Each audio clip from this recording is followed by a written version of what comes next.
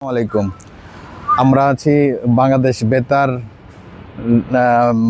বাংলাদেশের ঐতিহ্যবাহী একটি প্রতিষ্ঠান।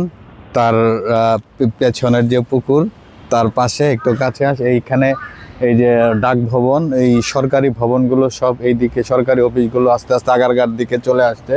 এই ডাক ভবন অপরূপ, একদম ডাক বক্সের মতো করেই, প্রাচীন ঐতিহ্যবাহী বক্সের মতো করে করা হয়েছে। নির্বাচন কমিশন অফিস, এদিকে পিকেএসএফ ভবন, এইদিকে সব সরকারি ভবনগুলো। আর এইখানে আমাদের বাংলাদেশ বেতার, যে স্বাধীন বাংলা বেতার কেন্দ্রের ঐতিহ্য বহন করে যে বেতার এখনও চলছে, যদিও শ্রোতা নাই এখন। আগে আমরা ছোটোকালে অনেক আগ্রহ ভরে বিভিন্ন অনুষ্ঠান শুনতাম, দেখা না গেলেও শোনার মধ্যে অনেক প্রশান্তি ছিল।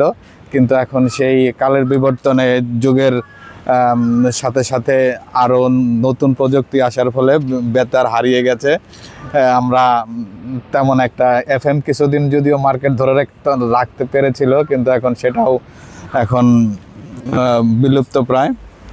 সেই বেতার কেন্দ্রের অনেক জায়গা এখানের পরিবেশটা অপরূপ। সেই অপরূপ পরিবেশ থেকে আপনাদের সবাইকে শুভেচ্ছা জানাচ্ছি। আজ সবাই ভালো থাকবেন। আসসালামু আলাইকুম।